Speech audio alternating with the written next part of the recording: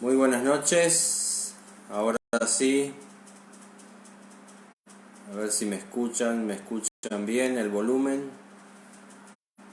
Eh, Tuve que cambiar de móvil porque se me empezó a cortar, así que no sé si es el viento, el móvil. Ahí está, ahí hay uno conectado. Perfecto, ahí me hacen señal que estoy transmitiendo bien. Bueno, una vez más, buenas noches, bienvenido en este espacio en el cual compartimos la palabra de Dios.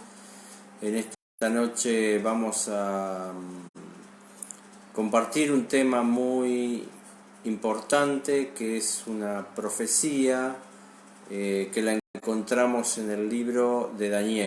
Y es importante que quede claro porque todas las profecías tienen un propósito para cada uno de nosotros.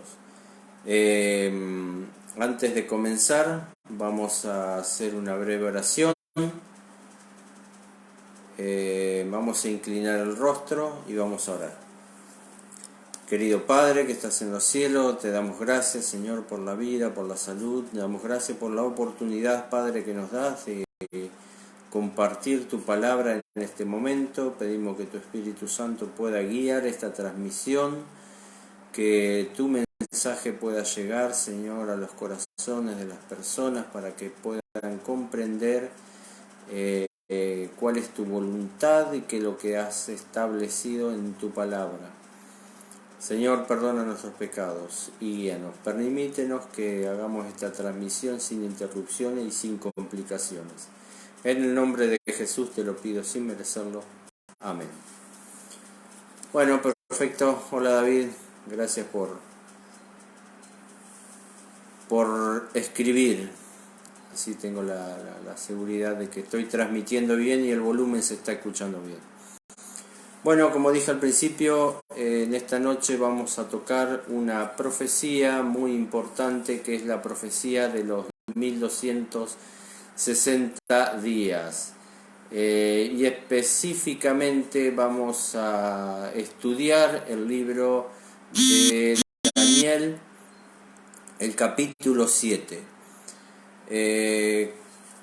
Como primer punto para tener en claro es que la profecía de Daniel 7 es paralela a la profecía de Daniel 2, ¿no? Nosotros tenemos y recordamos un poco, gracias David, recordamos un poco que en la profecía de Daniel 2 Dios se manifiesta al rey Nabucodonosor mediante un sueño con el propósito de aclararle una preocupación que él tenía, que era en cuanto a la perpetuidad de su reino en la historia, ¿no? O sea, la profecía de Daniel 2, la estatua de Nabucodonosor, abarca desde el reino de Babilonia en la época de Nabucodonosor hasta la venida del Señor Jesucristo o el establecimiento del reino eterno, ¿no? Bueno, en Daniel 7 nosotros tenemos la misma situación. La profecía de Daniel 7 abarca desde Babilonia, desde el reino de Nabucodonosor, hasta la venida del Señor Jesucristo o el establecimiento del reino eterno, que básicamente es lo mismo. Las dos profecías son profecías paralelas. Ahora, ¿qué es lo que diferencia una profecía de la otra? La diferencia que tenemos puntualmente en la profecía de Daniel 2, que la descripción que hace de la estatua son con respecto a metales: oro, plata, bronce, hierro mezclado con barro, ¿no? Y en la profecía de Daniel 7, la descripción que hace de la historia de los de la sucesión de imperios o reinos que atravesarían la historia, está compuesta por animales híbridos. Híbridos significa que no existen, que son un rejunte de cada animal, ¿no? Para hacer una identificación del reino, que ahora eso ya lo vamos a ver, que por qué también lo hace de esta manera. Pero lo importante es que la descripción que hace de la misma historia es diferente porque va dirigida a un, y lo voy a decir así para que se entienda, a un público diferente. En Daniel 2, Dios se manifiesta mediante el sueño a Nabucodonosor, no porque la preocupación de Nabucodonosor era la perpetuidad de su imperio o su reino. En Daniel 7, Dios se manifiesta en visión a Daniel, pero ya por otro motivo. Era para describir la circunstancia que atravesaría el pueblo de Dios a través de la historia. Hasta ahí vamos bien. Por favor, si hay algo que no entienden, pongan ahí, repetilo y yo lo repito. Porque explicar la profecía, entender la profecía es una cosa, explicarla es otra. Pero bueno, trato de hacerlo así pausado y lo más claro posible para que se entienda. Entonces, son dos profecías que son paralelas, que varían cómo estaban compuestas en Daniel 2 y Daniel 7, porque el público destinatario era diferente. La primera iba dirigida al rey Nabucodonosor y el motivo era específico, y Daniel 7 iba dirigida a Daniel y el tema específico era el paso del pueblo de Dios a través de la historia, ¿no? Hasta ahí, claro. Bueno, Daniel 2 al 7, 2 al 7, dice: en el primer año de Belsasar, rey de Babilonia, tuvo Daniel un sueño y visiones de su cabeza mientras estaba en su lecho. Luego escribió el sueño y relató lo principal del asunto. Ahora que se me viene a la mente, ¿se acuerdan la primera vez que yo hablé comencé el estudio del libro de Daniel? Cuando comencé el libro de estudio de Daniel con un PowerPoint, yo expliqué que la profecía tenía dos propósitos. Uno, dentro de los propósitos que tenía, remarqué dos propósitos específicos. Uno era, a través de la profecía, Dios revela los acontecimientos que sucederán en el mundo hasta su venida, y otro propósito era los acontecimientos por los cuales atravesaría el pueblo de Dios en la historia. Bueno, a este punto llegamos. Nosotros llegamos a la profecía que habla sobre el transcurrir del pueblo de Dios a través de la historia. Me acordé de eso, por eso. Seguimos, versículo 2. Daniel dijo: miraba yo en visión de noche y vi que los cuatro vientos del cielo combatían en el mar, en el gran mar, ¿no? Cuando hace referencia a cuatro, generalmente en la palabra de Dios cuatro, porque son los 4 puntos cardinales, los 4 puntos cardinales. Y dice que de los 4 puntos cardinales había 4 vientos. Los vientos, en la palabra de Dios también, su significado, no voy a entrar a buscar cada definición porque si no se nos hace larguísimo. Ya de por sí explicar la profecía es largo. Pero después, si ustedes quieren o me consultan por privado, yo les puedo buscar los argumentos donde está en la palabra de Dios. Pero los vientos, esto lo voy a ir resumiendo, los vientos en la palabra de Dios significa los movimientos, los conflictos. Por ejemplo, acá en Argentina, antes de que Argentina, gracias Juan Carlos, Bienvenido.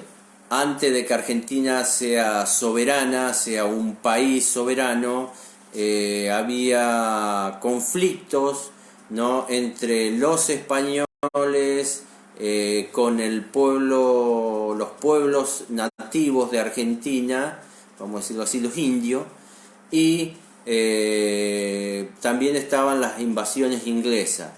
Bueno, todos esos movimientos produjeron el cabildo y la necesidad de ser un país soberano, ¿no? Y de ahí, de todos esos movimientos, esos conflictos, esas guerras, surgió la independencia del pueblo argentino, que cada país, en cada lugar, debe haber tenido también su movimiento para que haya un resurgimiento, ¿no? Nosotros siempre tenemos que entender que en la historia nunca es así instantánea, no es espontánea. Son pequeños sucesos que van en crecimiento y terminan decantando en un hecho específico en la historia.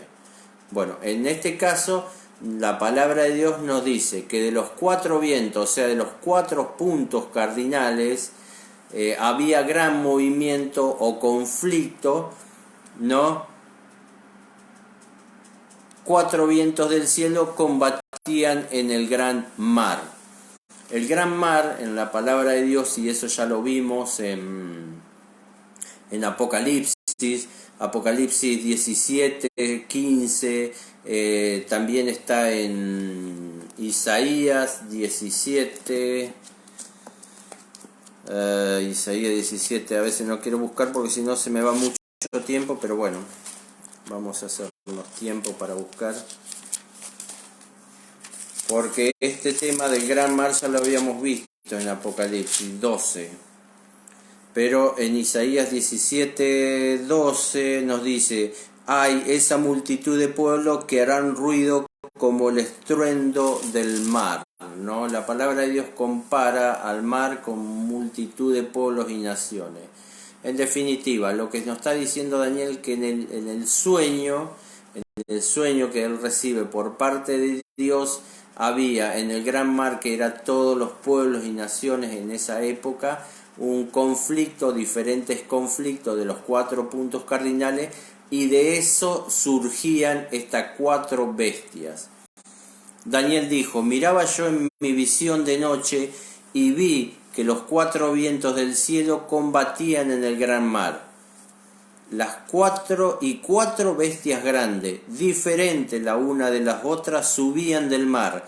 La primera era como un león y tenían alas de águila. Yo estaba mirando hasta que sus alas fueron arrancadas, fue levantada del suelo y se puso enhiesta sobre los pies a manera de hombre, y se le dio corazón de hombre.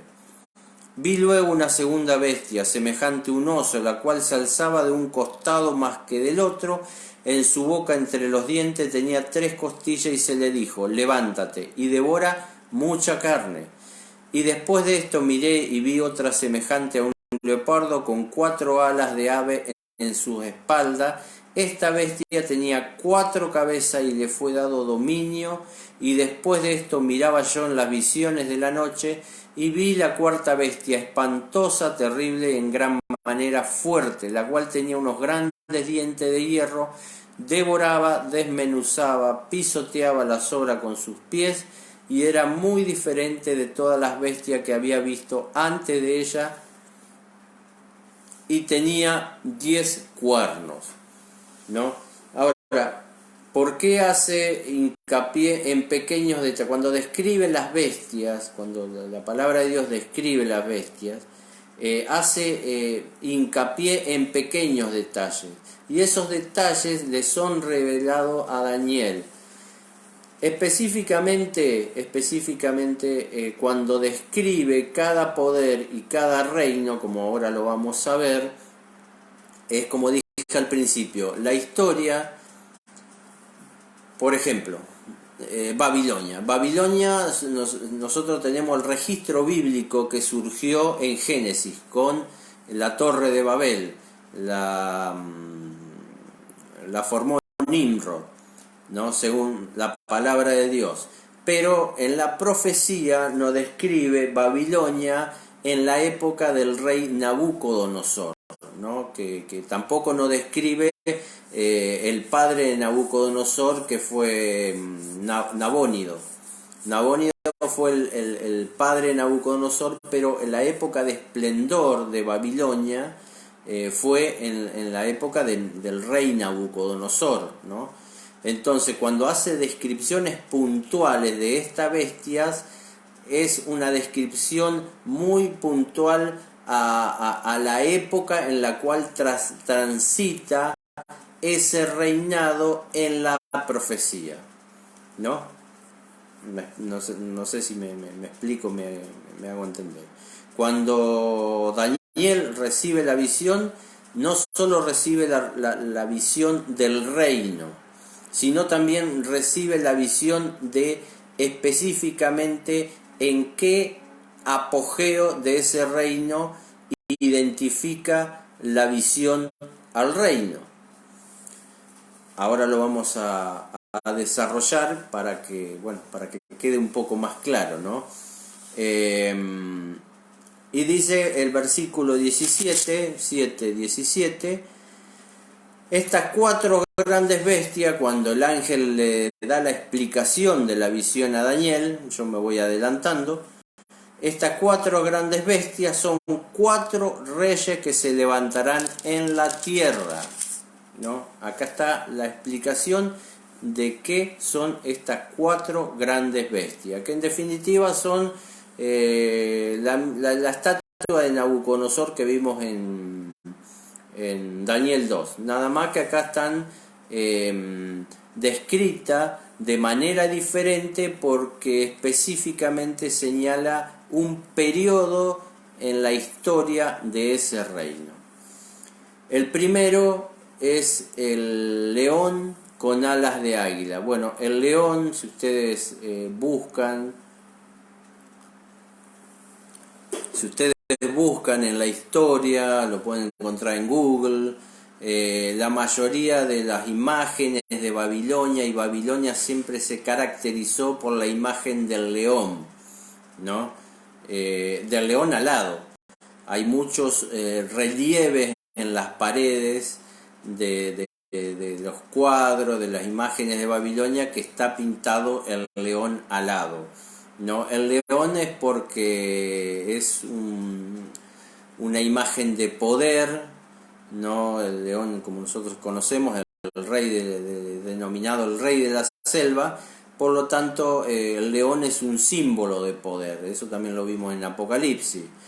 Y en este caso el león posee alas de águila. Y el águila se caracteriza por tener un vuelo mucho mayor que cualquier otra ave, por lo tanto tiene más vigor y más alcance. Y si ustedes recuerdan, en Daniel 4, la descripción que hace, cuando ayer lo vimos, la descripción que hace del reino de Nabucodonosor, ¿no? Cuando le describe el sueño que tuvo Nabucodonosor, le dice que su reino era un árbol que se veía hasta los confines de la tierra. Por lo tanto, cuando describe a la primera bestia, que es un león con alas de águila, esta característica indudablemente representa a Babilonia en la época de Nabucodonosor, ¿no? Dice, y sus alas fueron arrancadas y le fue dado un corazón de hombre. Bueno, esa característica de poder, de bestia que tenía Babilonia, como es descrita, nos da a entender que paulatinamente fue perdiendo su poder. Y eso, vuelvo a reiterar, los vimos ayer.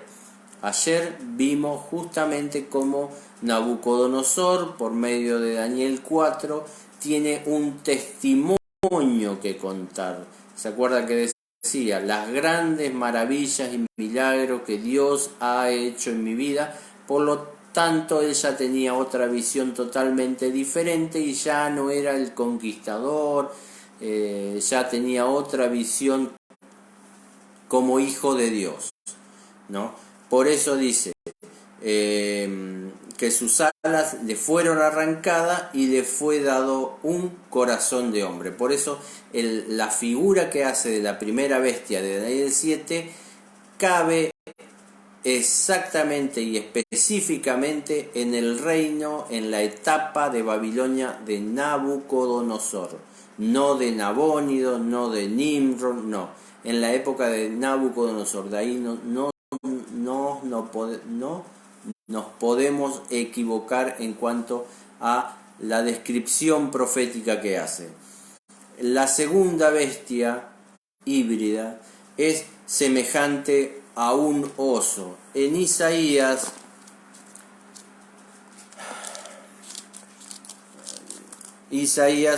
13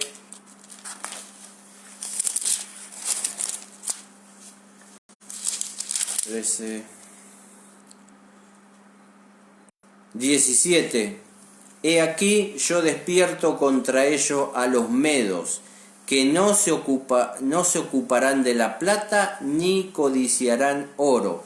Con sus arcos derribarán a los jóvenes, no tendrán compasión del fruto del vientre, ni su ojo perdonará a los hijos. Bueno, la segunda bestia no es un león, pero está caracterizada específicamente por cómo era el imperio Medo-Persia, ¿no? Que era un imperio sanguinario, por lo que describe acá Isaías. Bueno, y la profecía nos describe como un oso, ¿no? Y lo señala más alto de un costado que de otro. Esto nos indica que es un imperio que está conformado por dos partes, que eran los medos y los persas, ¿no? Y en su boca tenía 3 costillas, que esas 3 costillas representan los principales imperios los cuales conquistó Ciro, que es Lidia, Babilonia y Egipto, ¿no?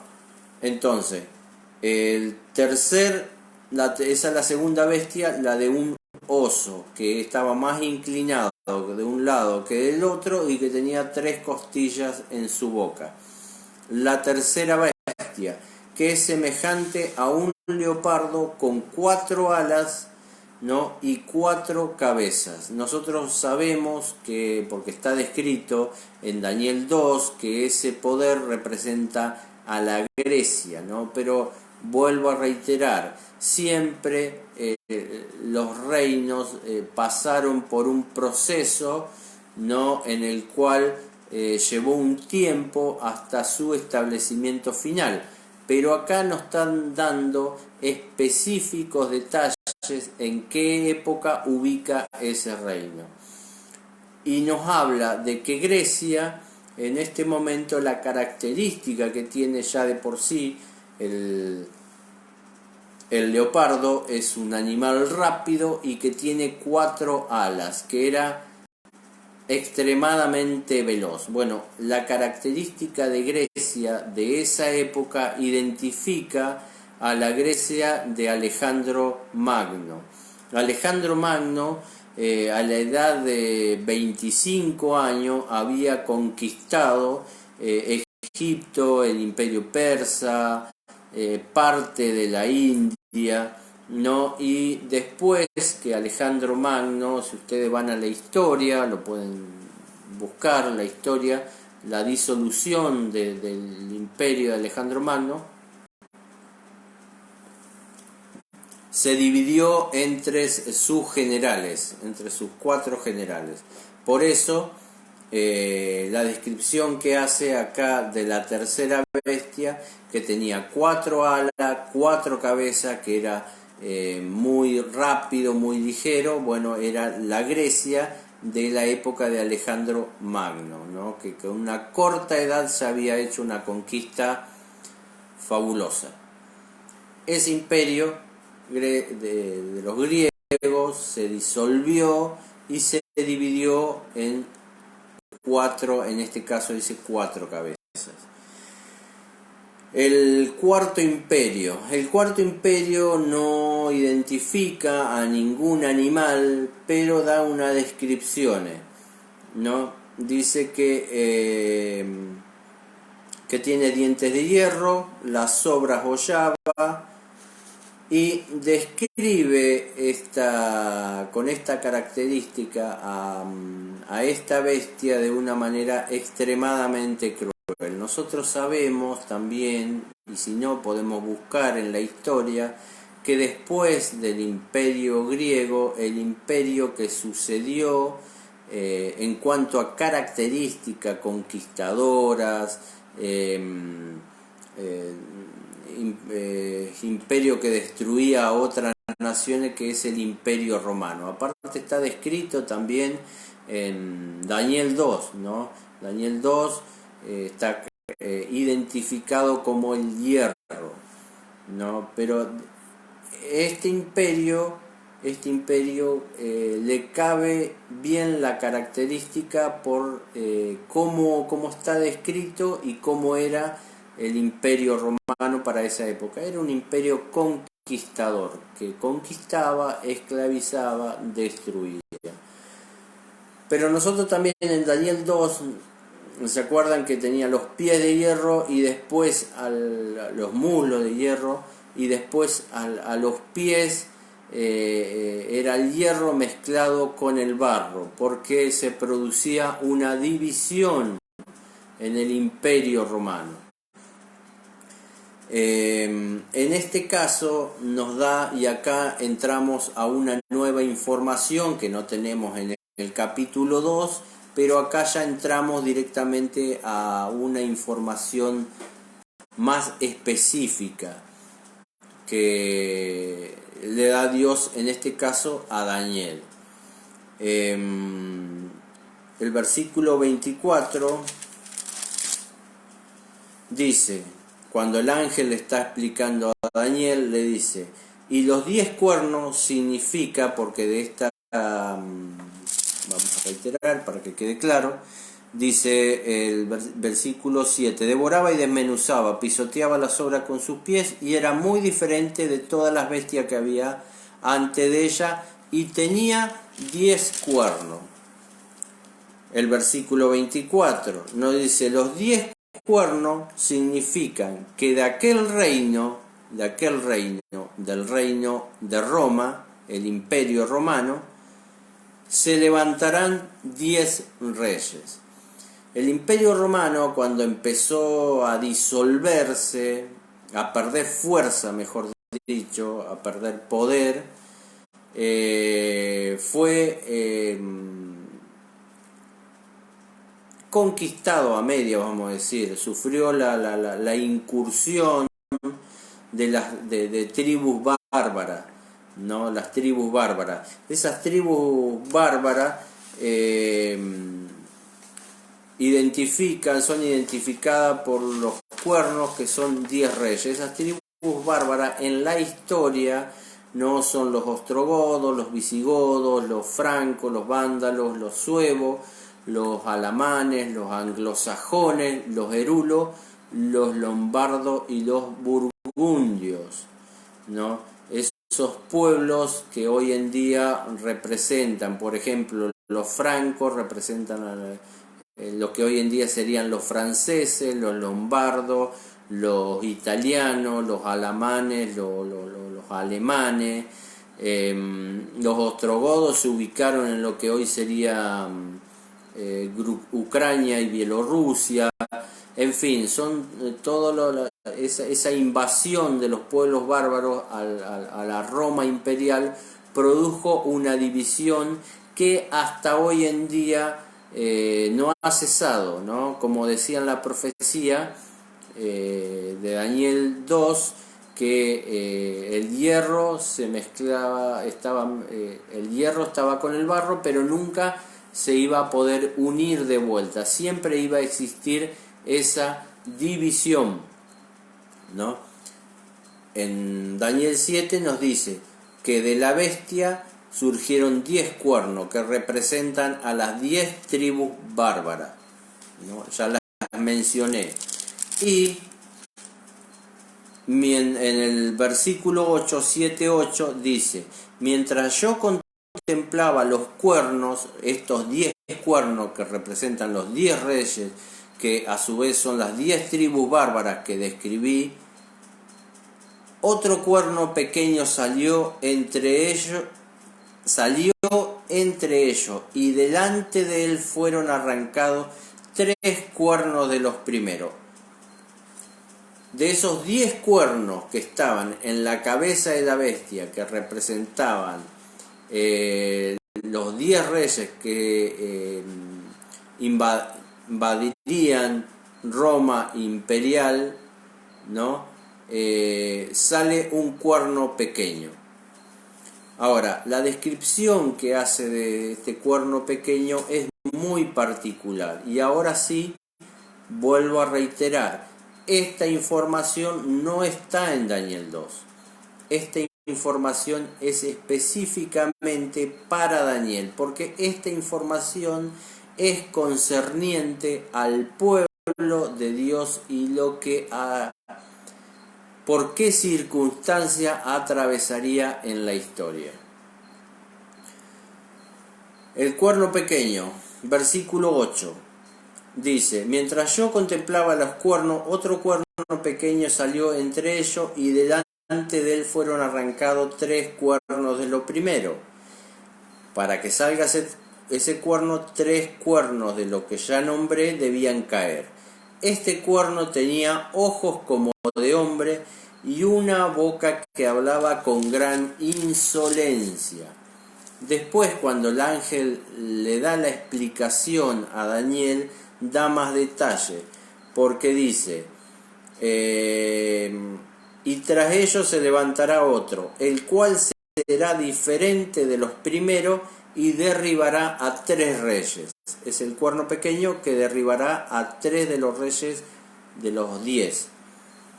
Hablará palabras contra el Altísimo, a los santos del Altísimo quebrantará, y pensará en cambiar los tiempos y la ley.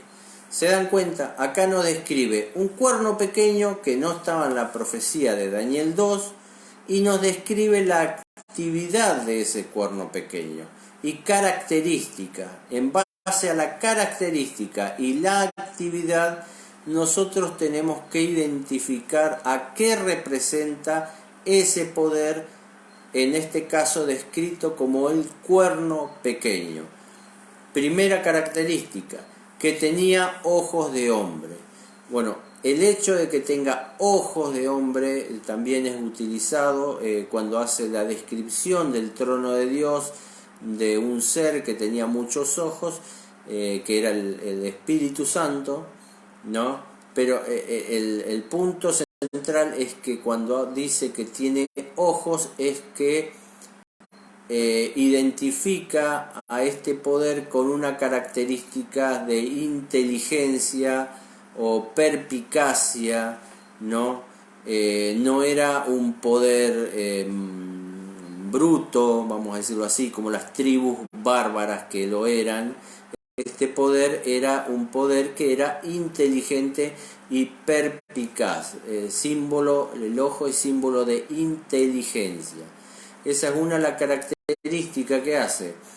Dice también que hablaba con gran insolencia. Y el versículo 25 dice, cuando el ángel le da la explicación de Daniel, dice que hablará contra el Altísimo, y atacará o quebrantará al pueblo de Dios, y pensará en cambiar los tiempos y la ley. Ahora, por estas descripciones que hace del cuerno pequeño, podemos sacar la primera conclusión de que este cuerno pequeño es un poder, un rey o un reino que actúa diferente a los anteriores. Nosotros vimos que todos los poderes descritos hasta aquí tenían una índole política. Su política era conquistar, ¿no?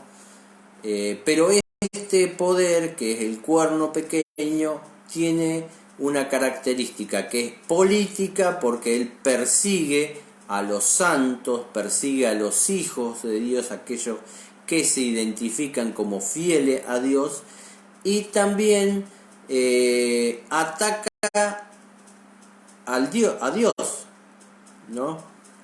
Ataca a Dios y se adjunta prerrogativas que solo le corresponden a Dios. Por eso la actividad de este poder es política y eclesiástica, religiosa, porque el ataque acá no solo va dirigido a conquistar, porque persigue a los hijos de Dios, sino que también su ataque va dirigido a las cosas sagradas, a Dios, ¿no? Y a su palabra, a lo que él dictamina. Nosotros vimos estos cuando dice hablará palabras contra el Altísimo, o como dice el versículo anterior, tenía una boca que hablaba arrogancia. Cuando nosotros decimos hablará palabra contra el Altísimo, no es precisamente que la persona o el poder, puedo decir persona o poder, diga abiertamente yo estoy en contra de Dios.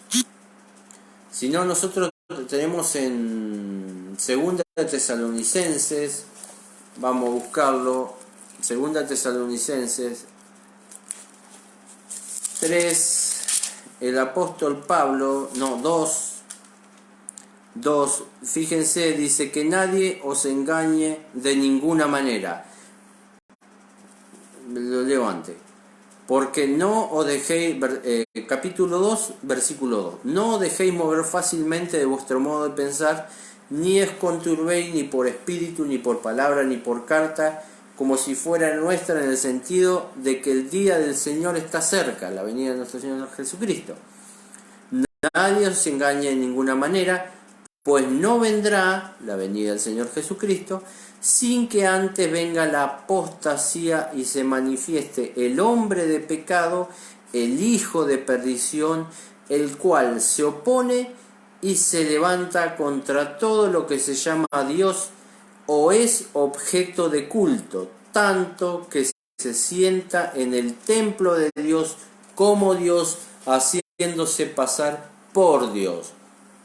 El ataque hacia Dios no precisamente debe ser un ataque abierto, es decir, yo estoy en contra de Dios, sino el hecho de querer ocupar el lugar que solo le corresponde a Dios, porque Él es nuestro creador, ya es un ataque, ¿no? Porque cuando yo quiero igualarme o ponerme a la misma altura de Dios, estoy manifestando, no en abierta propuesta, de que yo estoy en contra de cómo Dios maneja el reino o su poder.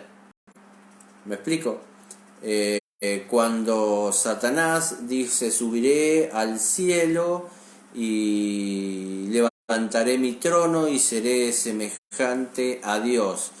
Él por ahí no ataca directamente a Dios, pero al querer establecer un reino paralelo al reino de Dios, al trono de Dios, prácticamente está diciendo yo no estoy conforme con cómo Dios maneja su trono, ¿no? Bueno, en este caso también encontramos la misma definición, porque dice que hablará grandes arrogancias y hablará palabras contra el Altísimo. Bueno, el pretender ser igual a Dios es un ataque indirecto a Dios en disconformidad a cómo maneja Dios su reino, su trono y su poder. Espero que quede claro. ¿Por qué dice que hablará palabras arrogantes y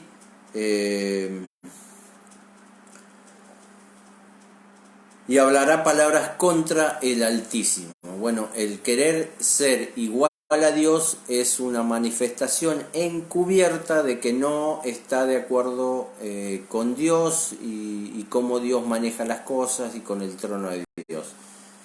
¿No? Hasta ahí estamos claros. Bueno, este poder tendría esa característica, ¿no? Que pretendería ocupar en el lugar de Dios, lo dijo el apóstol Pablo, pretendería ocupar el lugar que solo le corresponde a Dios, y así indirectamente habla palabras contra el Altísimo, contra el Altísimo. Por eso, volvemos a repasar la característica de este cuerno pequeño. Tiene una característica que su actividad es político-religiosa, que tiene pretensiones, ¿no? Que solo le corresponden a Dios, son atributos que solo le corresponden a Dios, sentarse en el trono de Dios y dice que se hace pasar por Dios, ¿no? Y otra característica, que hace guerra o persigue a los santos. El versículo 25 dice: hablará palabras contra el Altísimo y a los santos del Altísimo quebrantará, y pensará en cambiar los tiempos y la ley. ¿Ustedes se acuerdan el Daniel 2? Daniel 2 hace una afirmación. Daniel 2:11 dice: porque el asunto que el rey demanda es difícil y no hay quien lo pueda aclarar al rey, salvo los dioses cuya morada no está entre los hombres.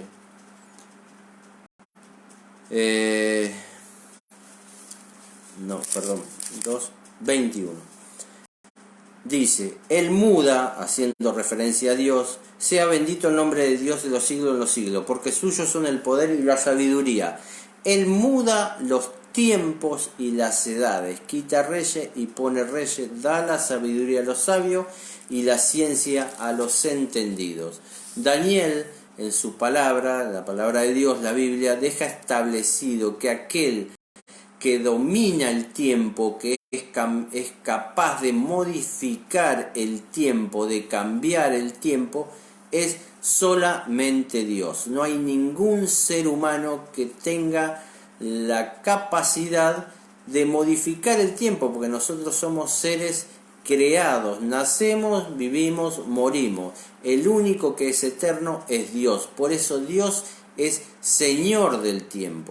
El tiempo no limita a Dios, el tiempo nos limita a nosotros, pero no a Dios. Y el único que es capaz de modificar el tiempo es Dios, ¿no?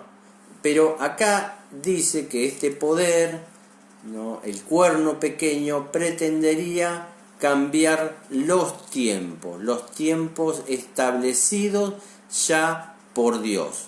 Dios estableció un tiempo para todo y bueno, en este caso, este poder, el cuerno pequeño, pretendería modificar esos tiempos. Y la ley, la cual hace referencia Daniel acá, no puede ser la ley, bueno, hay dos clases de leyes, la ley civil y la ley divina, pero cuando estamos hablando de profecía, estamos hablando de la palabra de Dios y estamos hablando de la historia, es evidente que la ley la cual hace referencia a Daniel acá es la ley divina.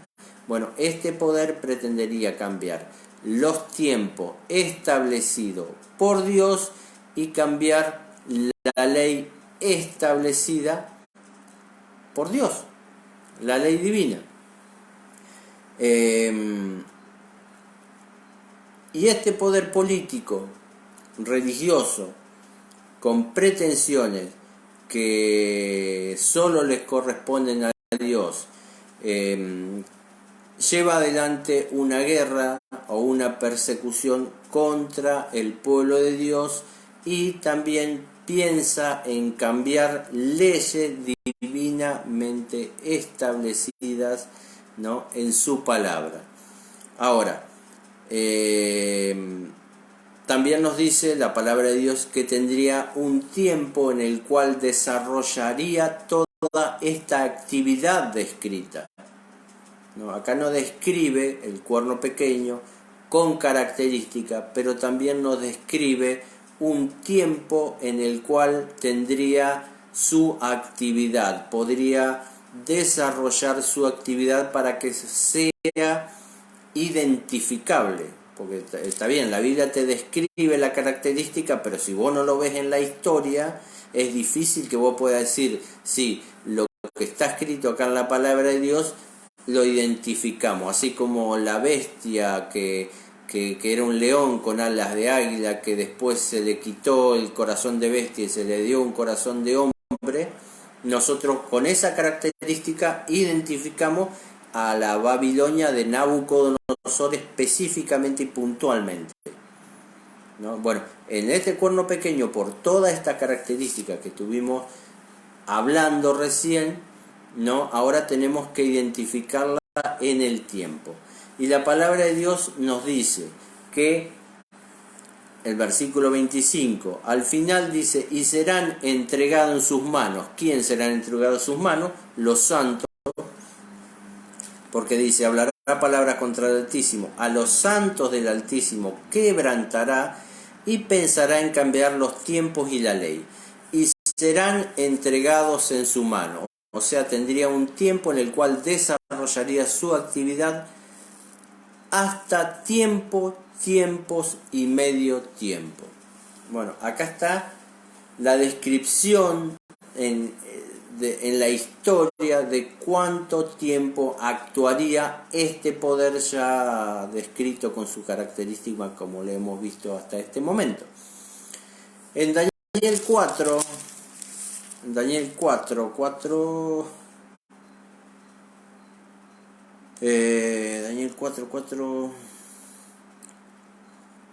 16,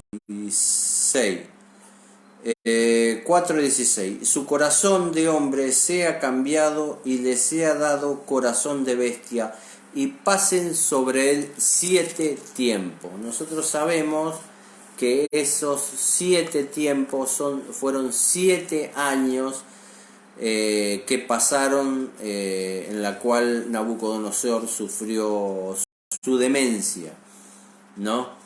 Pero también es un punto para entender el significado de la palabra tiempo. En versiones anteriores, en ese capítulo 4:16, dice específicamente 7 años. En versiones anteriores de la Biblia, más antigua, dice 7 años que pasaron lo que le ocurrió a Nabucodonosor. Por eso nosotros debemos establecer, primero que nada, cuando utiliza la palabra tiempo en la palabra profética, es un tiempo año, ¿no? La palabra tiempo es igual a año. En este caso dice un tiempo, no dice un tiempo, perdón, dice tiempo, que equivale a un año. Tiempos, vuelve a repetir la palabra tiempo, pero en plural, que la mayoría de los eruditos identifican 2 años y medio tiempo. La profecía es tiempo, tiempos y medio tiempo. Por lo tanto, nosotros tenemos tiempo, un año, tiempos, 2 años, ya tendríamos 3 años y medio tiempo. En total serían 3 años y medio. 3 años y medio en el cual desarrollaría su poder, ¿no? Este cuerno pequeño. Si nosotros sumamos, y acá préstenme atención, si nosotros sumamos 3 años de 360 días, y ahora voy a explicar por qué 360 días y no 365 días como conocemos actualmente los años. Primero quiero explicar esto. 3 años de 360 días más 180 que equivale a medio tiempo, medio año, acordémonos, 3 años y medio, 3 años de 360 más medio año, que es 180, nos da 1260 días. 1260 días. En números 14, 34, Éxodo 14, 34. Conforme al número de los días, de los 40 días que empleasteis en reconocer la tierra, cargaréis con vuestra iniquidad de 40 años, uno por cada día. Así conoceréis mi castigo. Y en Ezequiel 4, 6, cumplido esto, te acostarás por segunda vez, ahora sobre tu lado derecho, y llevarás la maldad de la casa de Judá 40 días, día por año te lo he dado. Entonces la palabra de Dios establece, hablando de profecía, cuando hablamos de profecía, que los días proféticos equivalen a años. Entonces, nosotros teníamos 3 años de 360 más 180, que es la mitad de un año, que son los 3 años y medio de tiempos y medio tiempo, 1260 días. Según la palabra de Dios, día por año. Entonces tenemos 1260 años. 1260 años en el cual el cuerno pequeño desarrollaría toda la actividad que ya describimos. Ahora, vamos a Génesis. En Génesis 7 al 11 nos describe el diluvio. Prestemos atención. Aquel día del año 600 de la vida de Noé, en el mes segundo, presten atención, en el mes segundo, a los 17 días del mes, fueron rotas todas las fuentes del gran abismo y abiertas las cataratas del cielo, y hubo lluvia sobre la tierra 40 días y 40 noches.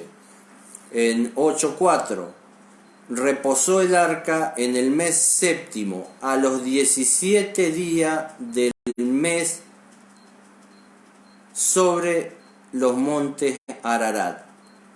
Reposó el arca al mes séptimo, de los 17 días del mes, sobre el monte Ararat. Las aguas fueron decreciendo hasta el mes décimo, ¿no? Y en 7.24 nos dice: y permanecieron las aguas 150 días sobre la tierra, ¿no? O sea que el diluvio, nos dice la palabra de Dios, que duró 150 días sobre la tierra, y comenzó en el segundo mes, el día 17, y finalizó el mismo día 17, pero en el séptimo mes. Del segundo mes al séptimo tenemos 5 meses. En 5 meses tienen que entrar 150 días que duró el diluvio. Entonces, la manera que 150 días abarquen los 5 meses son 5 meses de 30 días cada mes. Por eso la palabra de Dios establece que los meses en la profecía son de 30 días, no como hoy en día lo conocemos, que un mes tenemos 28, otro mes tenemos 31, no. En la palabra de Dios los meses son de 30 días, ¿no? 150 días duró el diluvio durante 5 meses. Para que eso sea posible, serían 5 meses de 30 días y nos da los 150 días que duró el diluvio. ¿Correcto? Ahora, usted multiplique 12 meses por 30. 12 meses por 30 días nos da 360 días. Por eso cuando dije al principio que un año equivale a 360 días, es porque en la palabra de Dios los meses están compuestos por 30 días. Y el año, en la palabra profética, está compuesta por 360 días. ¿Correcto? 360 días por 3 más 180 me da 1260 días. También la profecía es día por año, entonces son 1260 años, no días. Espero que haya quedado claro esta cuenta. Una cosa es explicarla, otra cosa es mostrarla en un diagrama, ¿no? Pero bueno, si necesitan alguna aclaración no tengo ningún problema. Pero volviendo a lo que estábamos hablando, nosotros tenemos un tiempo de actividad de 1260 años.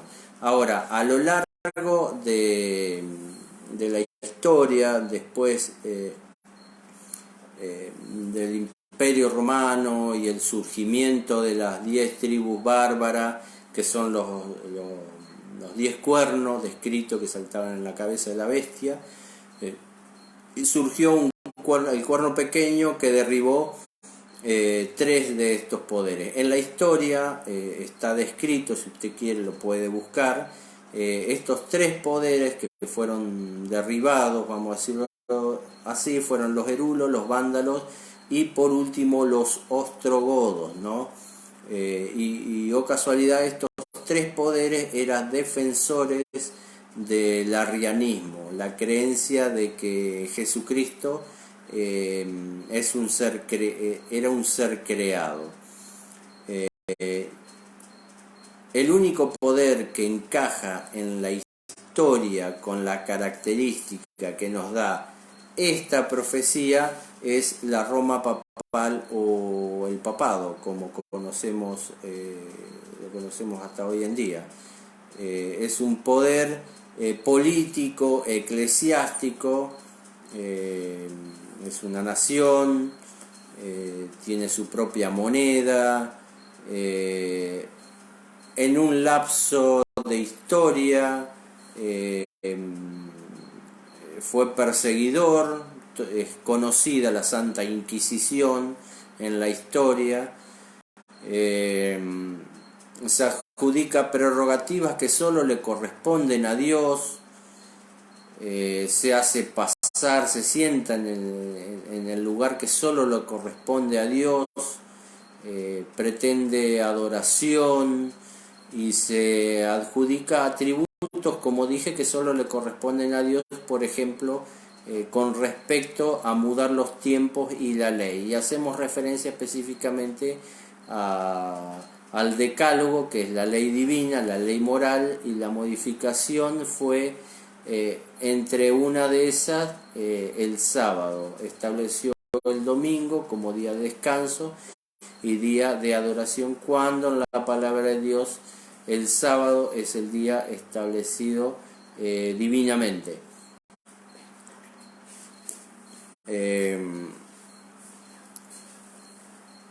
Bueno, si bien a lo largo de la historia, la palabra de Dios nos hace referencia que surgiría la apostasía, y de hecho la apostasía fue gradualmente, ¿no? Lo describe Mateo 24, el mismo Jesucristo, después el apóstol Pablo en Hechos 20:30, ¿no? Dice que se presentarían hombres que hablarían cosas perversas, Hechos 20:30, ¿no? Y después el texto que leímos, segunda de Tesalonicense 2, 3 y 4, ¿no? Que es la manifestación del hombre de pecado, ¿no? Pero bien nosotros vemos que el proceso de apostasía fue un proceso largo, ¿no? Así como describí la historia de Babilonia que surgió en el Génesis, en Nimrod, la palabra de Dios establece específicamente un tiempo en el cual tuvo su apogeo y su desarrollo y su facultad de plena para demostrar su actividad. En el año 538, cuando fue el derrocamiento del sitio que hicieron los ostrogodos en Roma, fue el último poder que le impedía al papado establecer su hegemonía, ¿no? en toda Europa.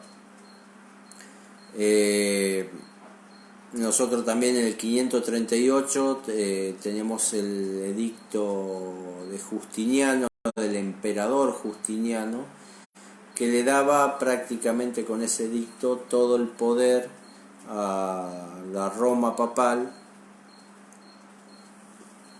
o al papado para que tenga supremacía sobre todas las iglesias cristianas.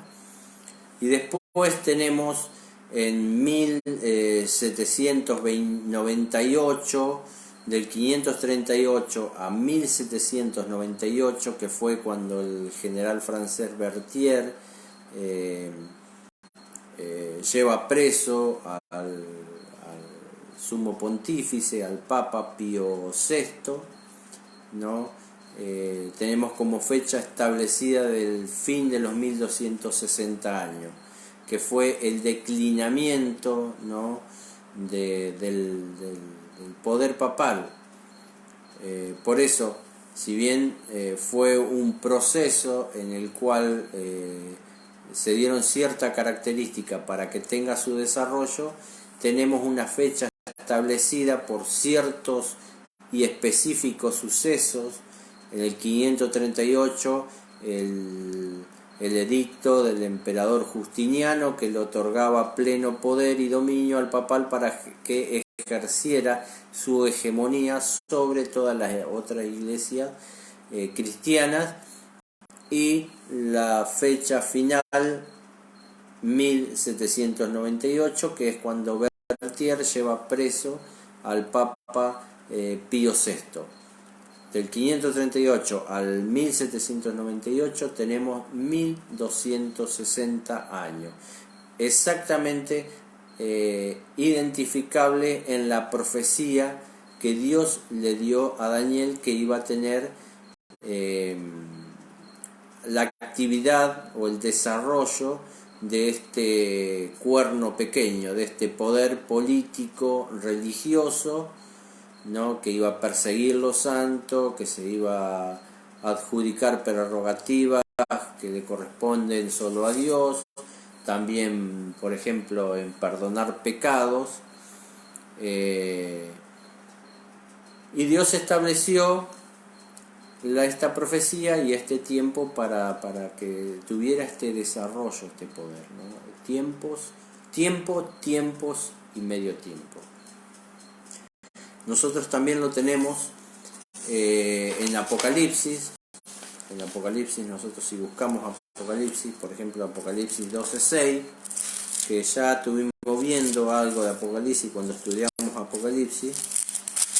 Fíjense, 12:6 dice, cuando hace mención de que el dragón persiguió a la mujer, ya hablamos de quién es el dragón y quién es la mujer, huyó al desierto donde tenía un lugar preparado por Dios para ser sustentada allí por 1260 días, el mismo tiempo específico de Daniel, la profecía de Daniel 7, ¿no? Porque en definitiva está hablando de lo mismo. En Apocalipsis 11, 2 y 3, Apocalipsis 11, 2 y 3. Pero el patio, que son las 7 trompetas, ya lo vimos también. Pero el patio que está fuera del templo, déjalo aparte y no lo mira, porque ha sido entregado a los gentiles. Ellos hollarán la ciudad santa 42 meses. 42 meses por 30, saque la cuenta. Y ordenaré a mis 2 testigos que profeticen por 1260 días vestidos con ropas de cilicio. Y Apocalipsis 13:5, cuando describe la actividad de la primera bestia, ¿no?, que surge del mar, dice, también se le dio boca que hablaba arrogancia y blasfemia, la misma actividad del cuerno pequeño de Daniel 7, porque es la misma bestia. Y se le dio autoridad para actuar por 42 meses. Saque la cuenta, 42 por 30. Bueno, aquí tenemos en Daniel 7 una profecía concerniente a circunstancia por la cual atravesaría el pueblo de Dios, y serían circunstancias en un espacio de tiempo que tendría plena actividad el cuerno pequeño, que lo identificamos en la historia y por característica como el papado.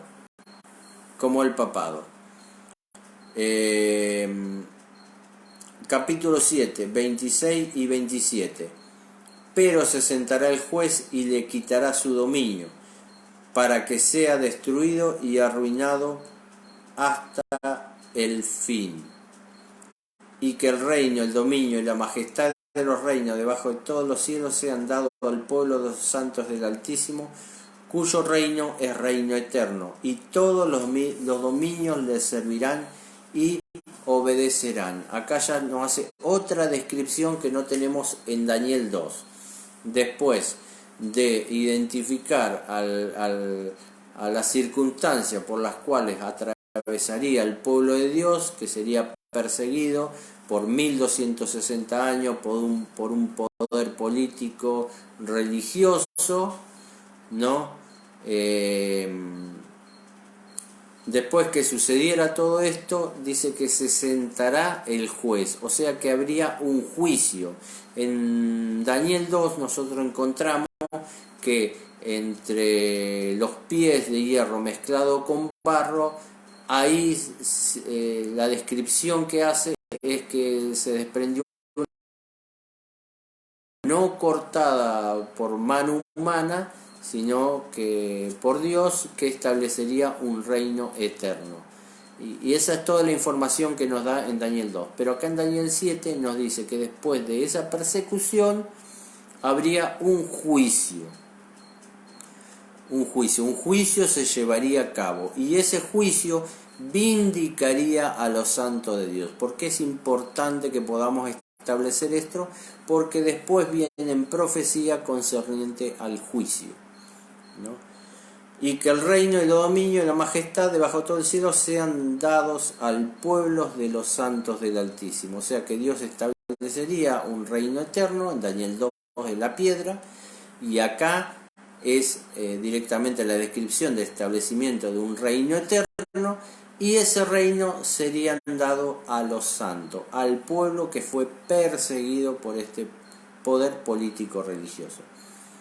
28. Aquí fue el fin de sus palabras. En cuanto a mí, Daniel, mis pensamientos me turbaron y mi rostro se demudó, pero guardé el asunto en mi corazón. Acá damos por finalizado la profecía de los 1260 años. Una profecía concerniente a nosotros, porque nosotros a través de la historia vemos cómo Dios condujo, Dios estableció un tiempo y Dios permitió ese tiempo para el desarrollo de ciertas actividades que hacen a la historia, y las cuales todos pudieran ver, tanto los seres de este mundo como los seres creados que no son de este mundo, ¿no? Pudieron ver la actividad del cuerno pequeño, pero también pudieron ver el transcurso del pueblo de Dios. Lo más importante es que Daniel conoció las cosas que atravesaría su pueblo a través de la historia. Igual él se quedó preocupado, pero bueno, Dios después le da otra visión y con otras explicaciones. Pero lo importante acá de todo es que nosotros podemos establecer 1260 años, los cuales están identificados en Daniel 7 como un tiempo en el cual había un poder que se trataría de colocar en el lugar de Dios para adjudicarse prerrogativas que solo le corresponden a Dios y también perseguiría a los hijos de Dios. Espero haber sido claro. Cualquier cosa estoy a su disposición.